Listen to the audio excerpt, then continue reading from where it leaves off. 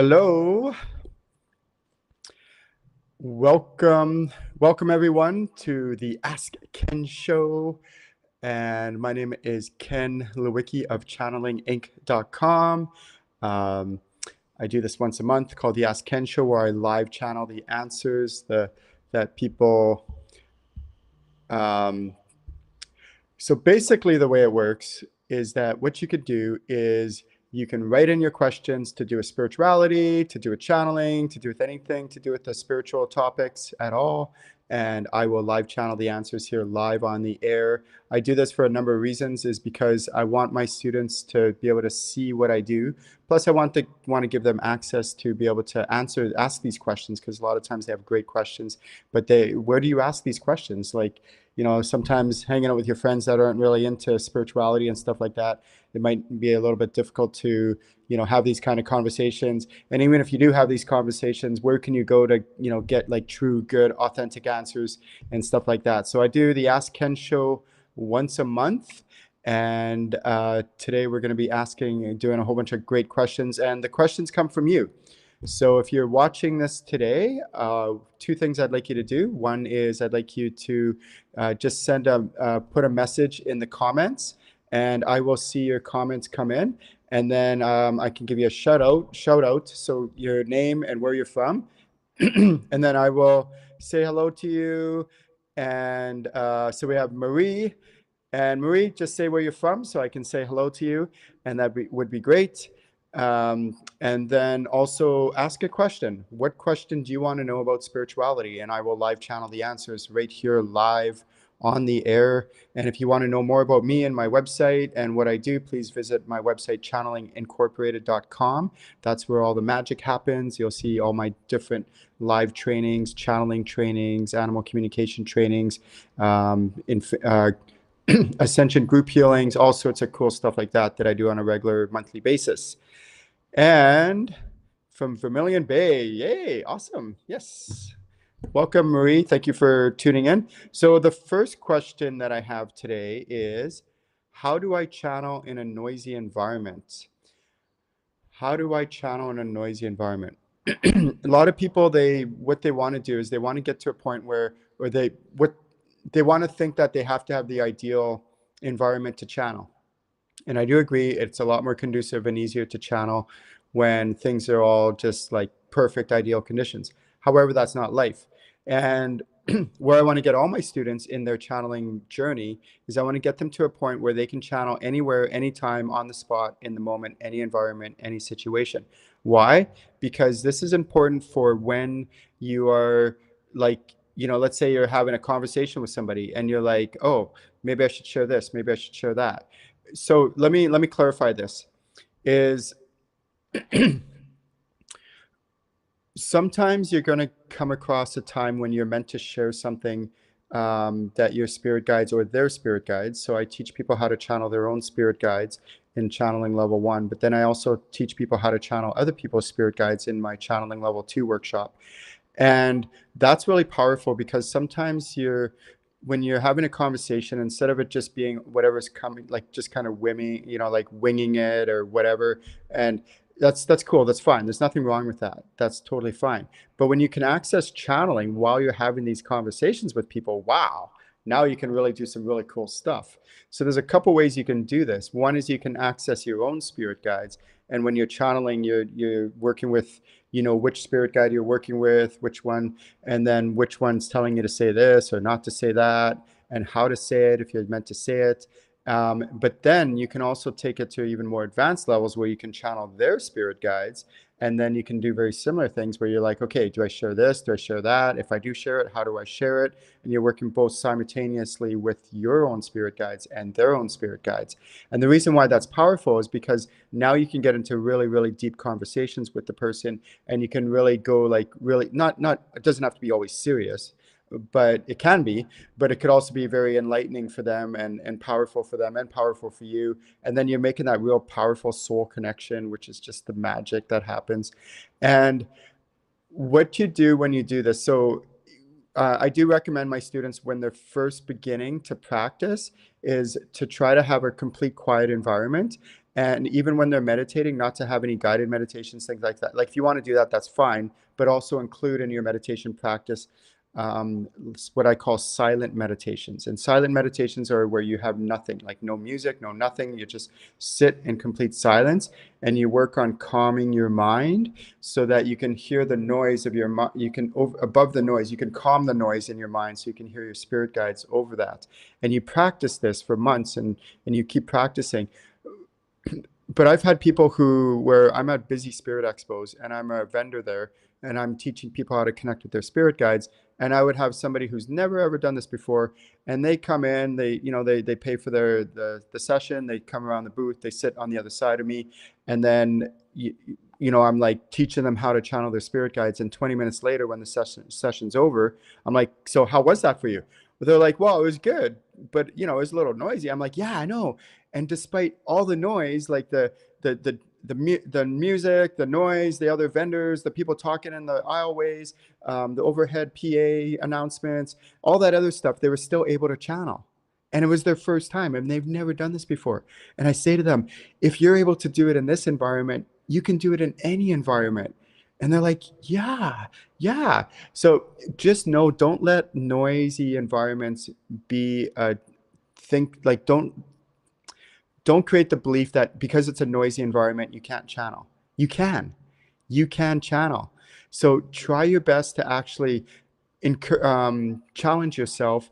Like I'll be at a restaurant. Anyone who's known me in person and has met me in person, they know I channel all the time. I'll be like in any environment. I was just actually with a lady at she was inquiring about my services. She heard through a friend of a friend. We had actually known each other a long time ago, for a long time. And then somebody she knows did a session with me, and then he told her about me, and then she was like, okay, I want to meet with you. And we're like in a busy, noisy restaurant, and I'm channeling. I'm like, oh, here's your spirit guide right here. This is your female. This is what she does. She helps you with this. She helps you with that. And I'm doing like a spirit guide reading right then and there in the noisy restaurant, and with my eyes open, having a conversation like I am talking right now.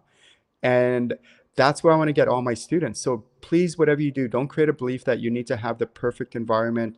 If there's dogs barking or there's noisy, like someone's cutting the lawn or whatever, stuff like that, it's okay. You can still channel. Or you're at the grocery store, and you can still channel. Like try it, practice it.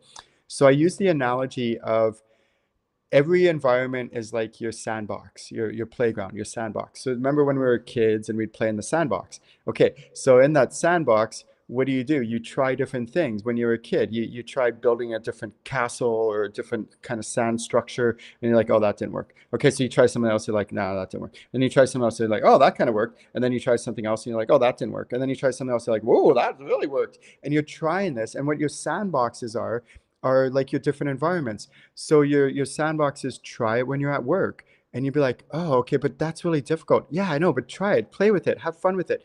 And you can do it subtly. You don't have to let people know you're channeling, but you just like you're tuning into your spirit guides. Maybe it's when you're just alone in your office or, in your cubicle or whatever it might be, or your different environment, or it might be when you're actually conversing with people. It might be when you're conversing with your patrons or clients or customers or a manager, coworker, or boss. Try it in those different environments on purpose. And then try it while you're driving. That's a different sandbox. By the way, if you're going to channel when you're driving, please keep your eyes open. Yes, you can channel with your eyes open. You don't have to have your eyes closed, but especially if you're driving, keep your eyes open. Highly recommended.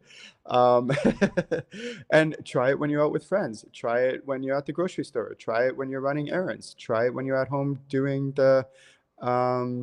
doing chores, doing errands, things like that. So just purposely, intentionally try working on channeling in different environments and working with, which spirit guide is coming in, which spirit guide wants to give me a message, and play with it. Have fun. Keep it light. Any of you know my slogan for my company is spirituality is meant to be fun. So the reason I do this and I encourage my students to do this is because a lot of us, including me, I'm guilty for this. Like I can be really hard on myself. If I'm not getting it, I'm like, oh, what's the matter with me? And you suck. You're so stupid, this, that. And I'm like, no, I'm not doing that anymore. Those days of beating myself up, putting myself down, those are over. I'm not doing that anymore. So instead, what I'm going to do is I'm going to be gentle with myself. And when I'm in these different environments, I'm going to practice playing with channeling my spirit guides. Am I going to be right 100% of the time? The answer is no, I'm not. But that's okay. That's okay. If I'm not right 100% of the time, I'm just going to keep practicing, keep playing with it, keep trying to channel my spirit guides. And over time, with practice, more times than not, I will start to get better at it. And even me to this day, like those times, like I was at the gym and my spirit guide, I kind of twinged my back and I was like, okay, I'm supposed to leave. And I didn't leave. And then just as I was about to leave, a friend of mine came in and him and I were talking. And I was like, well, while I'm waiting, I might as well do a few more exercises. But that made that pinch in my back way worse. And now I have like this really massive sciatica nerve pain and sciatic nerve pain. And I should have left. And I was in the hospital the other day and in a wheelchair and an x-ray and all that other stuff. And I knew better. And I knew better. And even me, to this day, my spirit guides were like, Ken, just leave the gym early. Like, just go now. And I didn't. And so I'm not perfect either. I'm still learning this and practicing it but what I am doing is I'm being gentle with myself. I'm not being hard on myself. I'm loving on myself, even despite me not being perfect at, getting it right all the time. And that's okay. So we have a question from Eleanor from Victoria, Australia. Welcome, Eleanor. She's tuning in. Why is it sometimes I really feel the energy come through in healing sessions and others not so much? I hope to develop my skills. Thank you. So really good question. So first of all, you're not going to be perfect, like 100% open channel all the time. So like if you think of it like your channel, two things. There's a couple things that are going on here with you specifically, Ellen, during your healing sessions.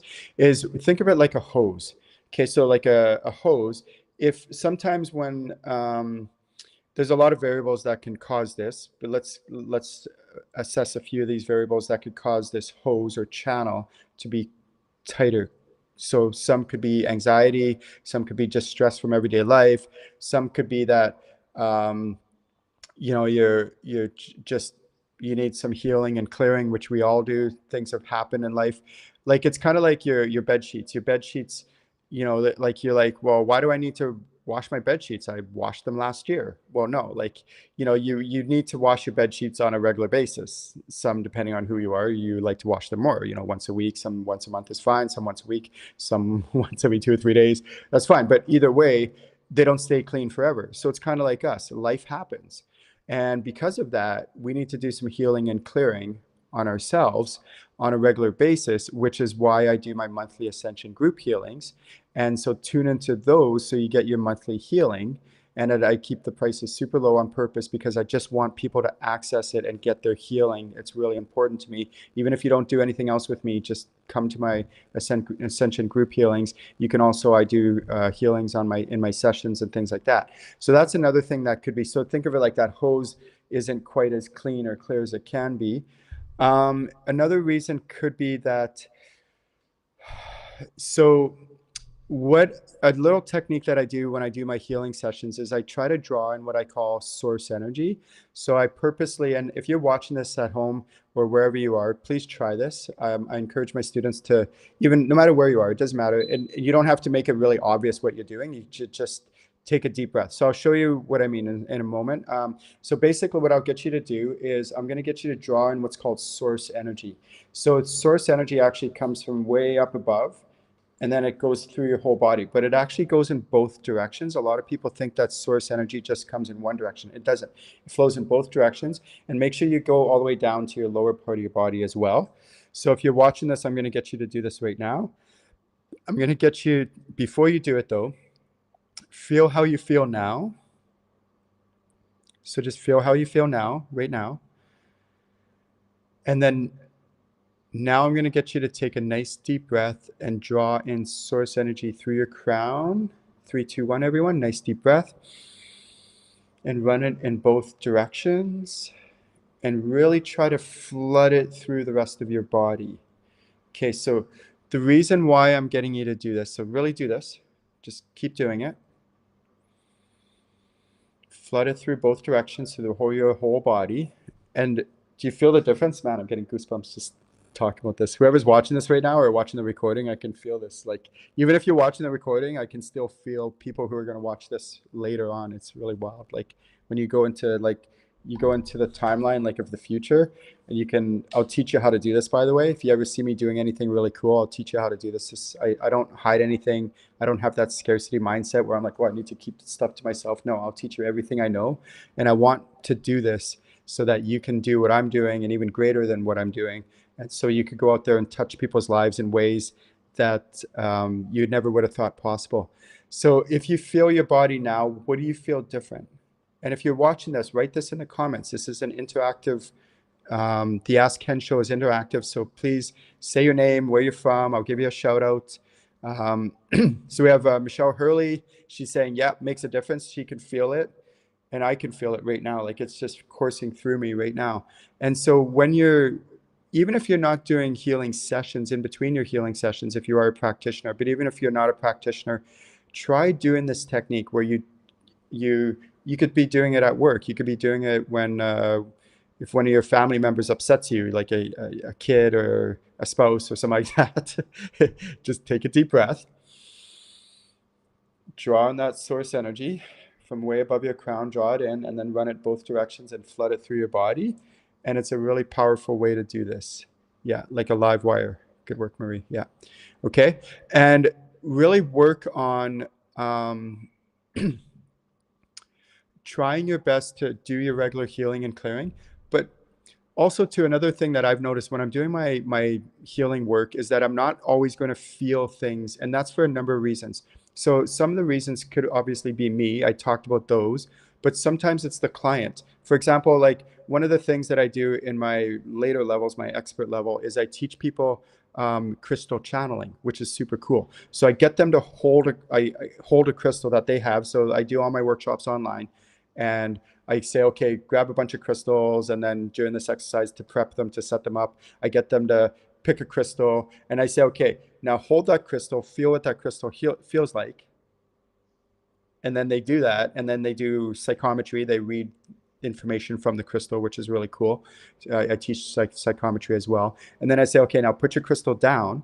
They put it down, and I actually clear the crystal remotely, the whole group, while this is in the workshop live. I clear all the crystals, and then I activate the crystals as well. And then I get them to pick up the crystal and feel it again a second time. And I'm like, okay, how does it feel different now? And they're almost all of them are like, oh my God, like, it's so different. It's so clear, stronger, and whatever. But some of them, it's not.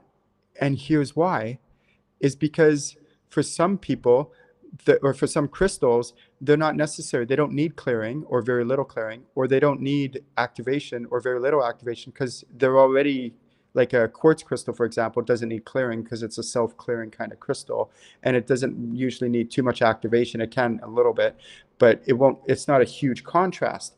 So if you're not feeling that huge contrast, you're not going to notice it. It doesn't mean that I didn't clear it or activate it. It does. It just means it was a very little minute amount, so you wouldn't notice it that much.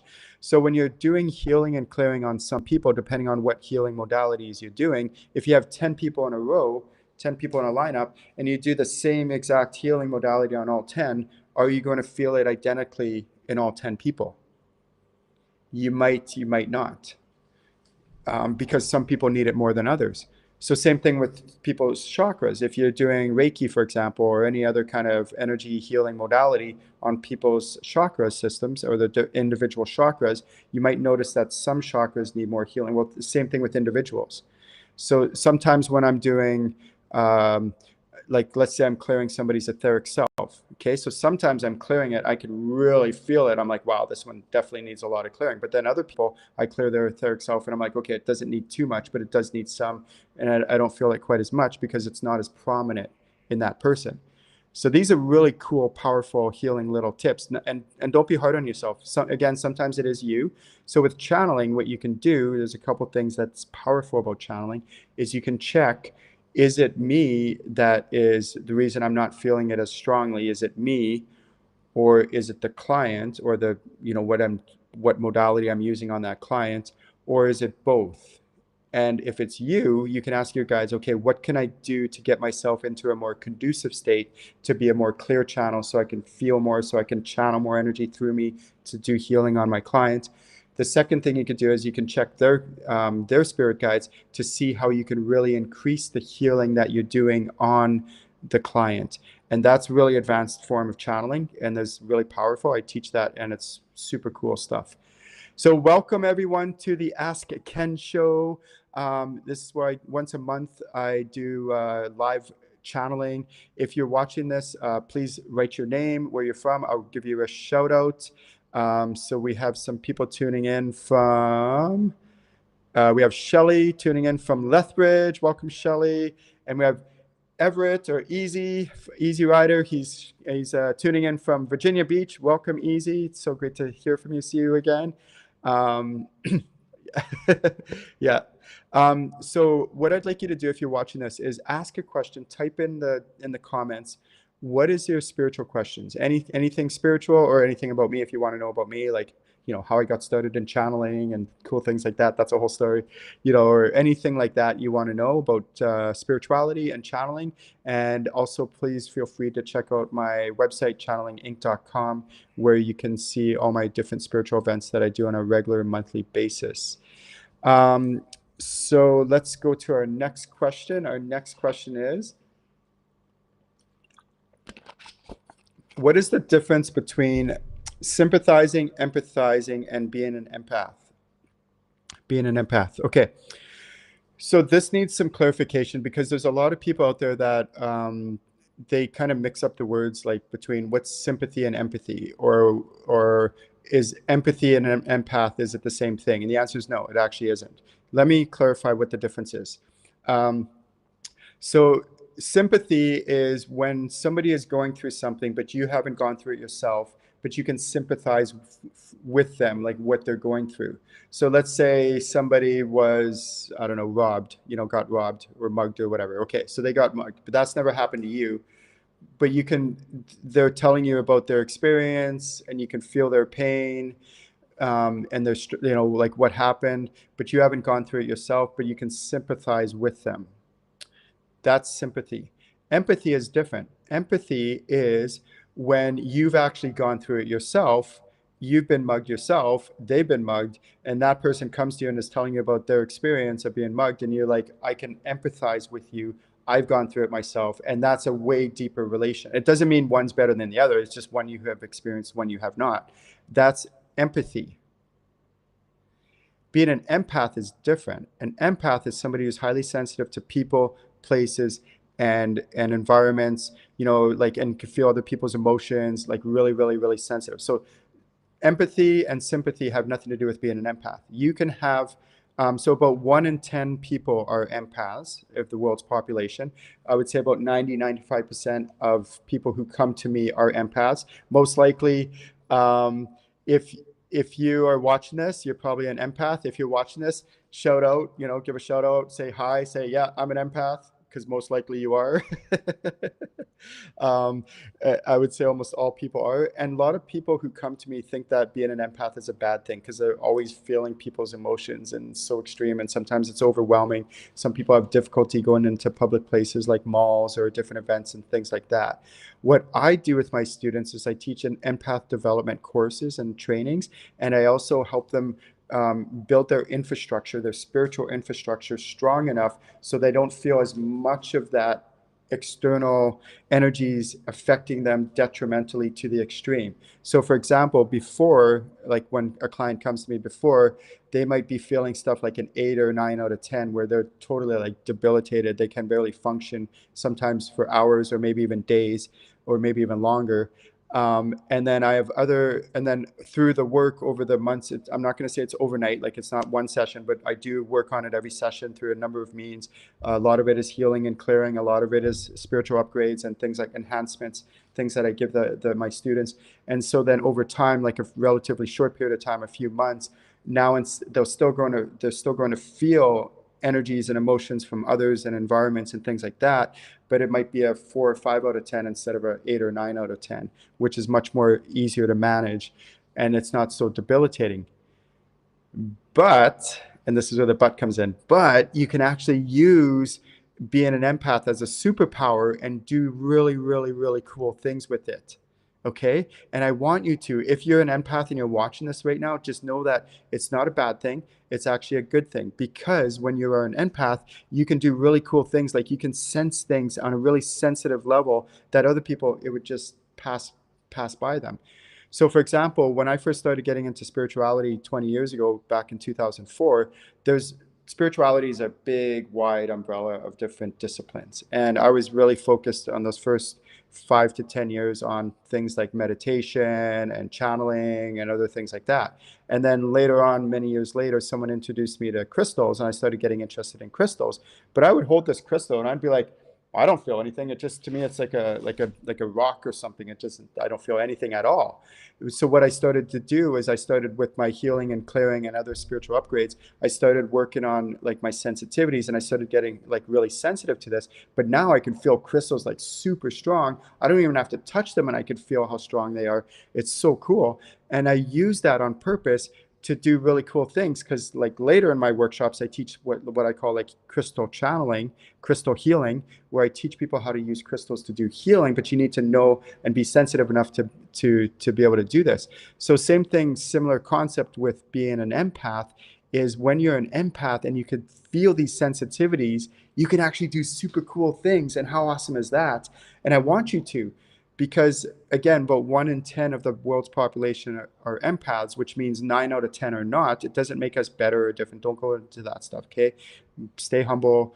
It's not egocentric. I don't want to like, that's why I don't like labels and all that other stuff. But we can use these empathic ability, these abilities of being an empath, to do super, super crazy cool things to help ourselves and also to help others. And I want you to. I want you to use these abilities to help others and to help them, because you're going to feel those subtleties that the mass population would just miss. It would just pass over them. They wouldn't even notice it. Okay, so being an empath is actually a really cool thing. It really is. So we have Cynthia Brown from Nova Scotia tuning in. Thank you, Cynthia, for tuning in and saying hi.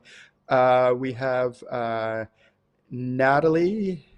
How can you tell if your third eye is blocked? I'm thinking what she's getting at. Okay, so how can you tell if your third eye is blocked?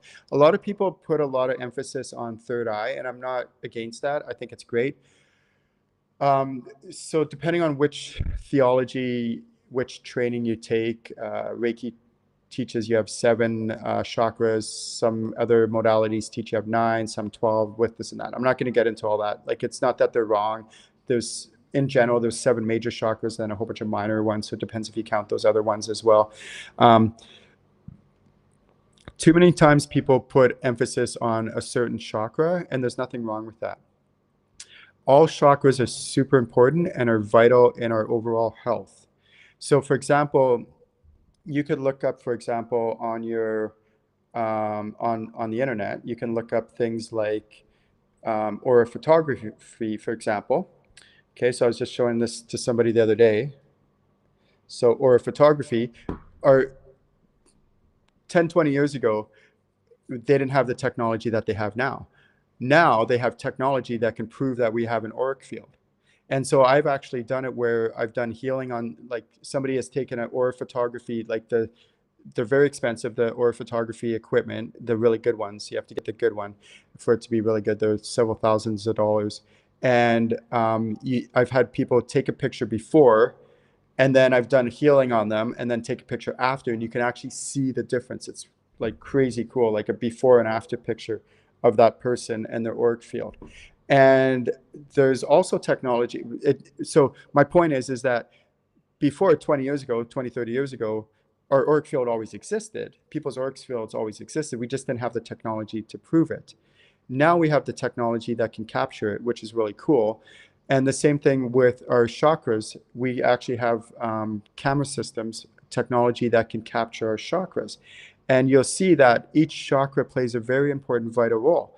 So for example, like our throat chakra, there was a client at an expo, the Spirit Expo, that he had always had a blocked throat chakra.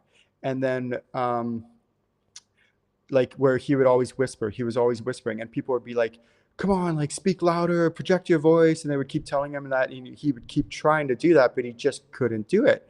And then through a healing, there was a person who was doing a healing at one of the booths beside me, because I was teaching channeling training. This other person was doing chakra clearing.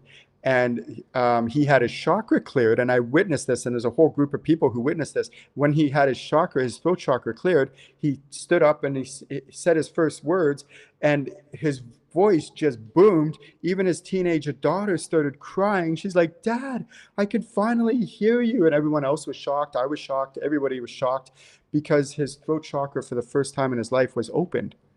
And how cool is that? And so each chakra plays a very vital, important role in your overall function, including your third eye.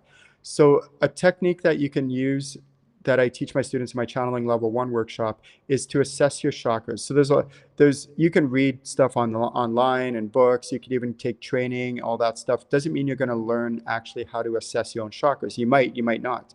So a cool way to do this is to just sit somewhere quiet and purposely, intentionally sit somewhere quiet and go through each chakra. It doesn't matter where you start. You can start with your root chakra, go all the way up. You can start with your crown chakra, go all the way down. Doesn't matter. And just go through each chakra. And there's 3 ideal states that we want our chakras to be in. We want them to be open. We want them to be clear. And we want them to be flowing. Okay? So we want them to be open. Each chakra should be open. Each chakra should be clear, not all gunked up and murky. Should be nice and clear. And it should be flowing in a flow state, not in a stuck state. Okay?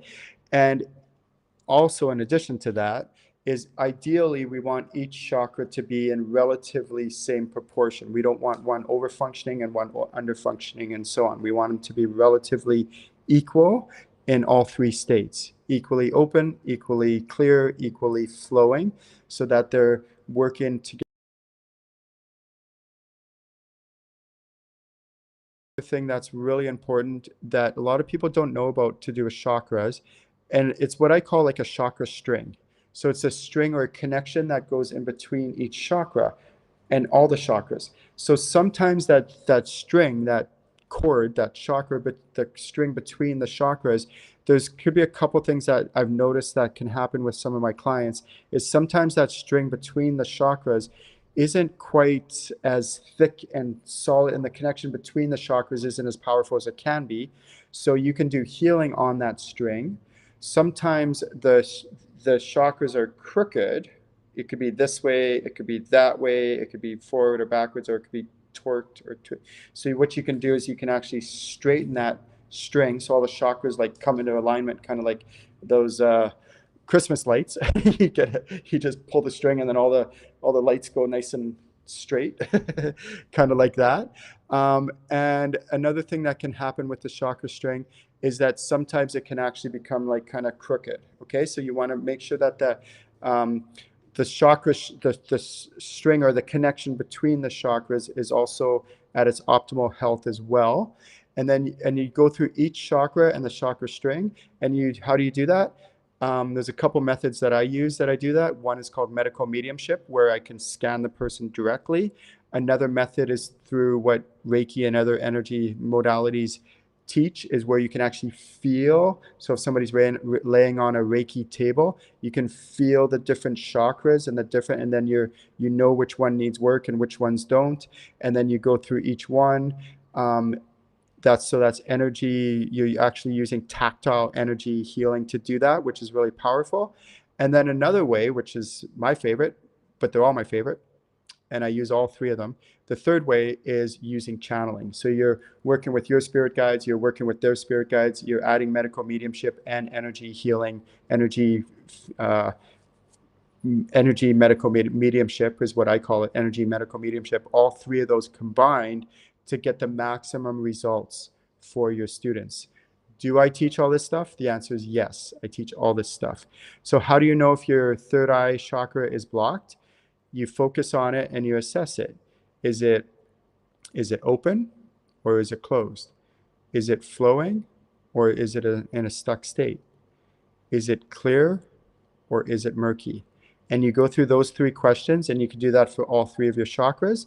If you have any energy healing training at all, please, please, please do self Reiki, self energy healing. I was doing self energy healing on myself today.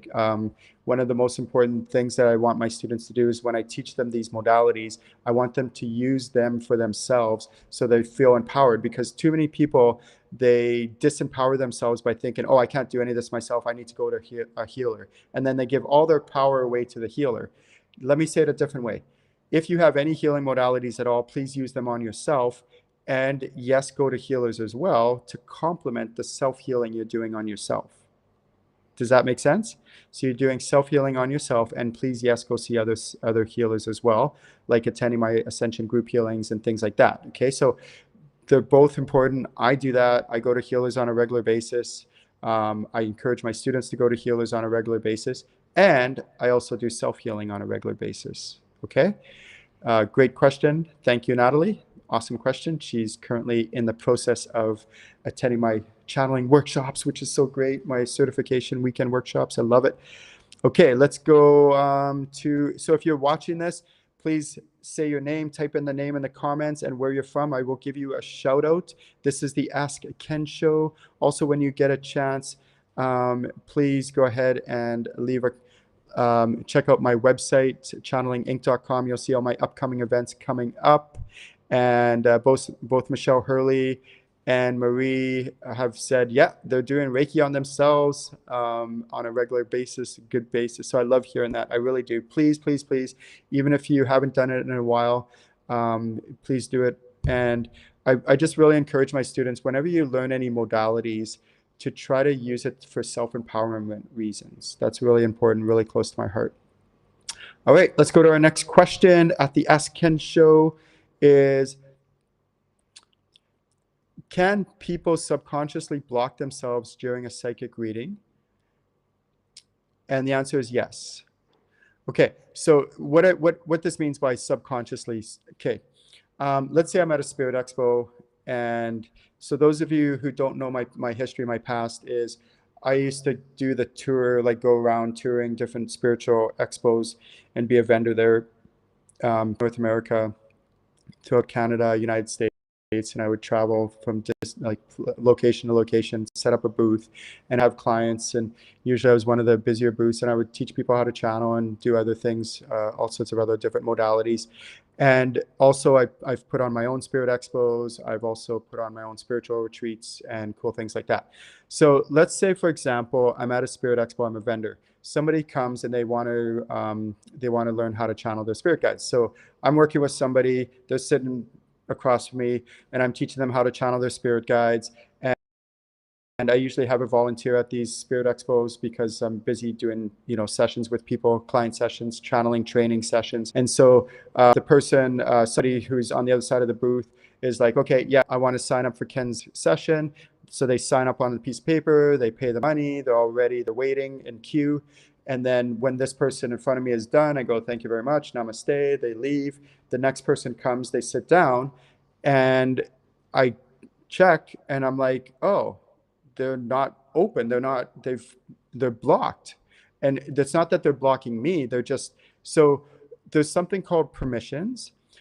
Permissions are very important when you're channeling other people's spirit guides or other people's loved ones, is because sometimes the person will even, there's 2 different kinds of permission. One is called implicit permission, and then the other kind of permission is explicit permission. Implicit is implied. Like, so the person who's signing up for the session has implied permission. Oh yes, I want a session with Ken. I'm going to be open. He's going to be able to access me and my spirit guides and be able to do really cool things. And that's implied permission. Okay, so they've implied that. They haven't verbally said it. They haven't explicitly said it. So then what happens though is we are made up over 100 different aspects that I've been able to identify, non-physical aspects, spiritual aspects. So think of it like our organs. Our organs, like 500 years ago, for example, somebody would go to the doctor and say, oh, I have a stomach ache. And then the doctor would go, okay, well, I don't know, 500 years ago, they didn't know. They're just like, okay, so let's say that patient died, and then maybe they did an autopsy or an examination on that person after they died. So they would open up their stomach and they'd look around and go, okay, oh, there's this, there's that, but they wouldn't really know what's what. Like they wouldn't know, okay, what is this, what is that? But then through advancements in technology and understanding and science, now if somebody has a stomach problem, they can go to the doctor. They can go for some sort of scan, like a CT scan or another kind of scan. They can find out what's going on with them, and then the doctors could go in with their precision instruments and identify the exact area that needs to be healed or whatever, go in there with the laser instruments, a little incision, and then fix that person. And then the person comes out of the hospital a few days later after recovery, maybe even sooner, maybe that same day. And and the person's just as good, if not even better than they were before. Because now with modern science, they know the specific organs that they need to target when there's a certain thing going on, and they can do that very precisely, very specifically. So the same thing happens with spirituality. When with channeling, because I'm able to identify not just what these different aspects are of the person, but then what their function is. When somebody comes to me with, like, let's say they're struggling with anxiety, for example, and there's 10 people struggling with anxiety, so the exact same symptoms, but I can identify through medical mediumship, I can identify what areas, what aspects need healing, clearing, or other things going on with them. So I can precisely go to those specific aspects and do healing and clearing on them. And not only do I know what those aspects are, but then what their functions are, and then what to actually do about them if they do need healing and clearing. So then think of it like your organs in your body. So in the ideal world, all your organs would be functioning together. They'd be all on the same page. They'd be all functioning optimally. However, as you know, sometimes an organ or two might not be at their optimal health. And so then the rest of the body is kind of clashing against each other. So then with healing and clearing, you can get those organs to be healthier.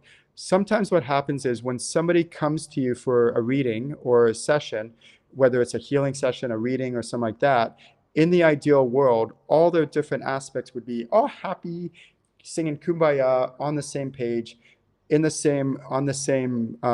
same function, like all together, working together in optimal state. However, that's not always the case. So then somebody signs up for one of my sessions at one of these spirit expos, for example. They sign up, everything's good, everything's fine. And then they come behind the booth and I check for permissions, because that's the first thing I teach my students what to check for. The second thing. The first thing is make sure they're clear and the environment's clear. Second thing is for permissions. Most people, I would say 9 out of 10, there's implicit permission. You just start the session, start the reading, whatever it is you're doing. You don't have to do anything. They're fine. But every once in a while, and I learned this, it took me about 5 to 6 years to figure this out. It was really, really, really hard and difficult for me to figure this out because nobody taught me this. I had to figure out this permissions thing all by myself. And what would happen is in the early days, when someone would come to me and I would be blocked, like that person would be blocked, not me, they would be blocked. And I'd be like, so upset with myself because I'd be offended. I'd be like, why are they blocking me? How dare they? And I'd be really upset. But then after a few years, I'm like, okay, wait a second. Are they actually blocking me? Like, is it me? Is it about me? And most of the time it's not. It's not about me. It has nothing to do with me. It's about them or their spirit guides, or it has to do with some of their aspects, their spiritual aspects, not working together in unison, conflicting with each other. Kind of like kids in a playground, kind of like, battling up against each other. And you're like, hey kids, let's all play nice now. Let's all work together to accomplish the same goal. We're all on the same page. We all want to be going in the same trajectory. So then the way that you overcome this is a couple methods. One is you can ask the person to give explicit permission, say out loud, I give Ken permission to get answers for me. And then they say, I give Ken permission to get answers for me. They breathe into that, and then usually it's good to go, and we start. Another thing that you can do, and this is really cool, is you can psychically, without the person even knowing what's going on, but behind the scenes, you can psychically tune into these different aspects of the individual and have a conversation with them. Be like, hey, what's going on here? Like, come on, like, let's I'm just going to give the person a reading where this is all for everyone's good. Let's all play nice. Let's all work together. Can we all be on the same page? And then have a conversation with them. And not all the time it works, but oftentimes it does, where those aspects that you're conversing with psychically will be like, okay, we'll give you permission. We'll let you, do a reading on the person, whatever. And then everybody's happy. And then I start the reading and we just start to go. So this is really cool stuff. This is all like spirituality, very advanced training. I teach this in channeling level 2 and then more advanced techniques later on in my other workshops, which is tons of fun. So that's the reason why somebody could unconsciously block themselves. It's not that they're doing it purposely. Another reason too that somebody could be unconsciously blocking themselves, and this is kind of a hard one for some people to admit, is that sometimes people say, they think, oh yeah, I want healing, I want messages, and they come and then they sign up and they sit across from me at one of these spirit expos, for example, thinking that they really want it, but deep inside they actually don't. Deep inside, they don't actually want the healing. Deep inside, it serves them. So let's say, for example, they're in an abusive relationship, okay? That person is in that abusive relationship and they think, yeah, I want to leave this relationship. I want to leave this relationship. They sit across from me. I try to do a reading on them, but they're totally blocked. They're totally shut down. And the reason why is because deeper inside, they actually don't want to leave that unhealthy relationship. Why? Because that unhealthy relationship is actually serving, like kind of in a twisted way, it's serving a part of them where they get something out of that abuse. They get some, like, and I've been in that situation too, where I've allowed someone to abuse me over many years. And I didn't realize at the time, but I kept going back to that person and kept going back and kept allowing myself to be abused. So the real healing work was, what do I need to heal inside of me so I don't allow people to treat me this way anymore? And I'm saying this like right now, just feeling into it. I'm like, wow, like takes a lot of humility. It takes a lot of like deep digging. And also, like I talked about earlier, self-healing, and also healing with other healers out there that can help me heal those deeper wounds, those deeper suffering, those deeper pains. So I don't feel the need to go back and keep getting something out of this abuse that's happening to me. Because that's why people go back to abusers, is because they're getting something out of it. It's easy to just say, just leave them, they're not good for you. And they go, yeah, you're right. But then they keep going back. Well, why do they keep going back?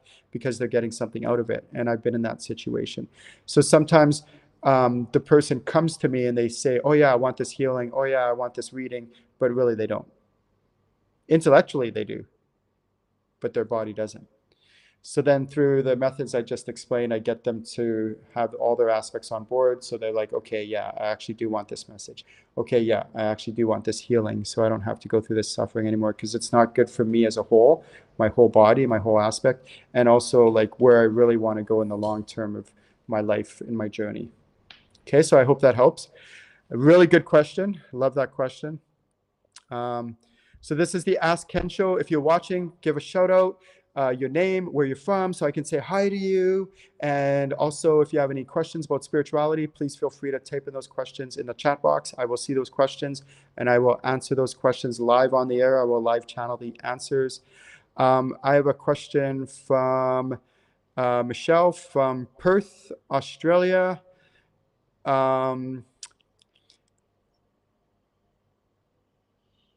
Okay, so her question is, all my workshops you can see and have access to on my website. And so I have a number of different varieties of kinds of workshops. So I have intro workshops, intro channeling workshop,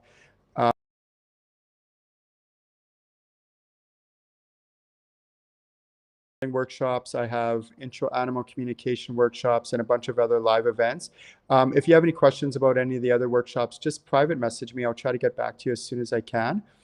And sometimes people, okay. The question is from Marie, who asked about hypnosis. So hi, Danielle. Thank you for tuning in. Say hi where you're from. Marie asked, would that relate to hypnosis as well, like blocking? So the answer is yes.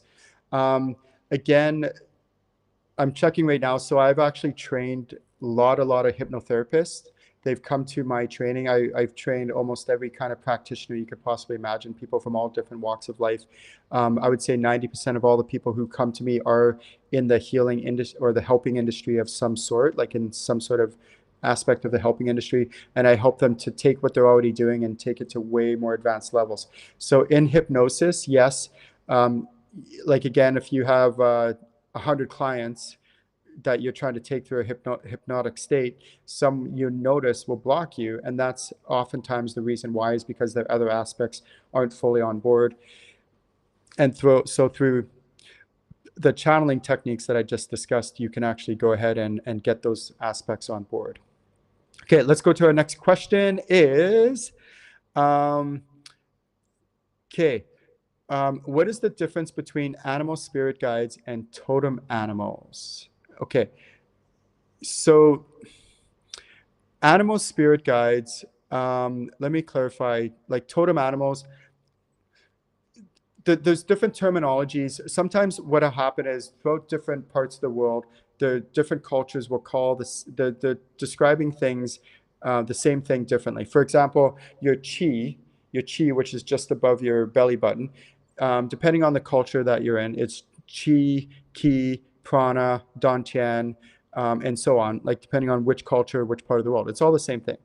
They're describing the same thing, just a different terminology, but that's what they're talking about. Your chi energy, your dantian, your pranic energy, prana, that's where the source, the epicenter of it, of course, it emanates throughout the rest of your body, but that's where the epicenter is, just above your belly button. That's your chi energy. So if you ever watch like chi masters, they'll actually like, you'll see them and they'll be like moving their chi energy through this area where they're just above their belly button. Qigong, Tai Chi, that's what they're doing. They're moving that energy, but that's where the epicenter is. So the same thing with like an animal spirit guide and a totem animal. So in my channeling level 2 workshop, I teach people how to channel a totem animal or an animal spirit guide, and it's the same thing. So it's synonymous in this case. And when somebody has a totem animal, so if you want to learn, I'll teach you a little trick here, and you can actually do this live if you're watching. So just a little hint, not everyone has a totem animal in every season of their life. So let me explain. Let's say you have person A. Person A does have a totem animal in this season of your life. Person B does not. Does that make this one better than the other one? No. Does that mean like, this one's bad and wrong, or, whatever? No, nothing. None of that. Okay, please don't go there. Person A has one in this season of their life, but then the next season might switch where this totem animal steps back. They're no longer necessary to help and assist this person anymore. Person B has a totem animal come into their life now this season of their life to help and assist them with their evolution, and help them, and so on and so on. Does that make all of a sudden person A bad or wrong or whatever? No, it just means that totem animal. So I've gone through phases of my life where I don't have a totem animal and phases where I do. It doesn't mean it shifts every week or anything. Most people, if they do have a totem animal, they just have one. Sometimes people want to think that they have more than one. Also, to be open to, when it comes to totem animals, be open to, some people want it to be a certain animal, but it's really not. So that's a caution. Sometimes, like there was an example of this guy who he really wanted his totem animal to be a wolf, because wolves are cool, and he's a man, and he's wearing a leather jacket that has a wolf on it. So he really wants, but his actual totem animal was a penguin, but that's not cool and manly enough. So he's like, no, it's a wolf. It's a wolf. And it really wasn't. It actually legitimately was a penguin. And penguins are super cool. Like if he actually learned how to tune into his penguin and figure out how his penguin wants to help and assist him, he could actually do a lot of really cool things with that specific totem animal. But his ego was getting in the way, being all manly, and no, it has to be something cool and strong and tough like a wolf or whatever. And it wasn't a wolf in his case, and it never was, but he wanted it to be. So that's a caution when it comes to totem animals. And then another thing also is, let's say, for example, this gentleman has a penguin as a totem animal in that season of his life, but another season of his life, it might change and be a different animal. And then when you learn how to be open to that, you go, oh, my totem animal has shifted. Oh, now it's this other one. Okay, so who is this other totem animal? And how is this totem animal here to help and assist me in my journey? And I want to make it very clear, your totem animals are not spirit guides. They're not. Spirit guides are members of your soul family. When you die and you cross over, you go to the astral realm to be with your soul family. But while you're incarnated, certain members of your soul family will help and assist you while you're incarnated. Totem animals are not spirit guides, but they are assistants. They are helpers. They do help and assist you, and they help and assist in a very unique way depending on which totem animal it is. So for example, let's say there's a lineup of 10 people in a lineup, and all 10 people have a bear as a totem animal. Well, does that mean if I look, online or in a totem animal book that, it says that a bear does this thing for that person, for a person, does that mean that's true for all 10 people? It might be, and there might be some commonalities, but what I do that's more advanced is I teach people how to channel and connect with their totem animal so they find out what their totem animal is really here to help and assist them with.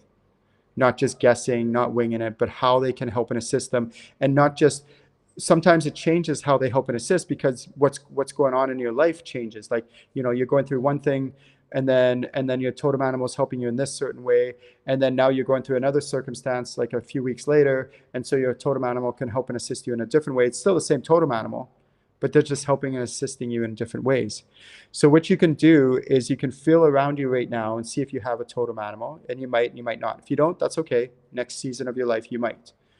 So feel around you right now, and if you feel you do have a totem animal, try to figure out which totem animal it is, like what species of animal it is, and then how that specific totem animal is here to help and assist you. And then if you want, you could go online or in a book or whatever, and you can search, okay, what does this totem animal mean and what do they do? Now, here's the caution. What you do with channeling is when you're reading through what this totem animal does online or through a book or however means, what you do is you actually check and verify which of those components and aspects actually help and assist you.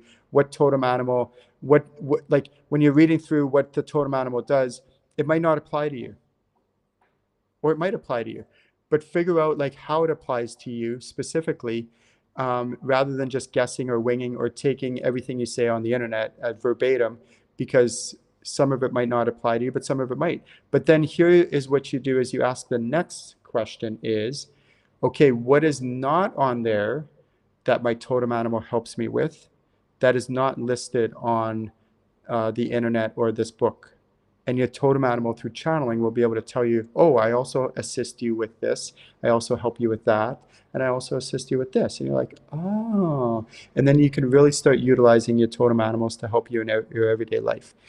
I love this stuff. This is the Ask Ken Show. Please check out my website, channelinginc.com, for more information about what I do. I do teach animal communication. I also do teach people how to channel their totem animals, animal spirit guides, all that cool stuff. It's so much fun. As you can tell, I really love this. We have Angel saying hi. Hi, Ken. Thank you for tuning in, Angel. And we're going to do one more question of the day, which is, what is the difference between a familiar and an animal guide? Yeah. So great question. Easy. So this is from Easy. The question, so what a familiar is, some of you might have seen a show like Sabrina or those like kind of witchy shows where they have like a cat following them around. That's the witch's familiar. So familiars actually do exist. They really do, but they don't always have to be a cat. They could be any animal, really. They can. And usually they are a pet though, a cat or a dog or something along those lines. And familiars are very unique. So oftentimes people want their pet to be a familiar, but they're not necessarily a familiar. You can have a super strong soul connection with your pet. And oftentimes this is because you've had many past lifetimes with that pet, but that doesn't necessarily mean they're a familiar. Familiars are actually very rare. They're not as common as you think. And the difference between a pet and a familiar, and in Easy's case, his pet actually is a familiar. I know him, and I know his dog, his pet.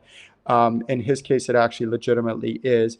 And the difference is a familiar is like a living animal spirit guide. So we talked about animal spirit guides and how an animal spirit guide is like an assistant or a helper. It's not a spirit guide, but it's an animal assistant, a totem animal. And this one, though, is a living one. A familiar is a living animal that actually will help and assist you while you're alive in much, much, much, much, much greater ways than a pet. So a pet, as amazing as they can be, they can, like, for example, a cat can tell when you're sad and you're crying, and they'll come up on your lap and purr to help cheer you up or take some of that pain away from you. And it's just beautiful, wonderful. That doesn't make them a familiar. What a familiar is a familiar will help and assist you at much, much, much, much, much greater levels and much greater depths than a pet. So they're both beautiful. They're both amazing. And I would have to go through like each individual case and actually check. But I teach my students, I empower them to check with their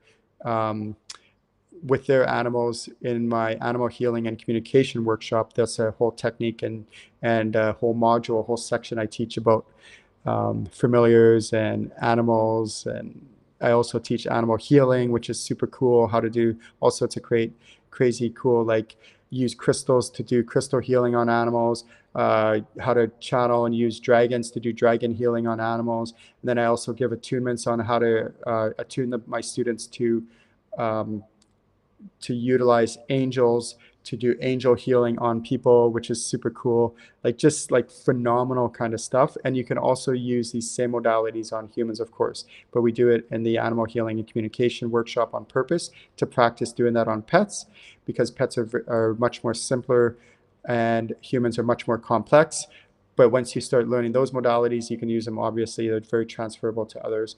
And then I also, in my mastermind classes, I teach a whole bunch of other cool modalities, healing modalities, that you can just keep going on and on and on and on. So I love this stuff. My name is Ken Lewicki. Welcome. Thank you for joining me at the Ask Ken show today. I have a whole bunch of events coming up on my channelinginc.com website. Thank you for everything. If you have any questions that you would like answered on future Ask Ken shows, please message me. I will add that to my list, and then tune in on a monthly basis to see if your question is asked, and then I will live chat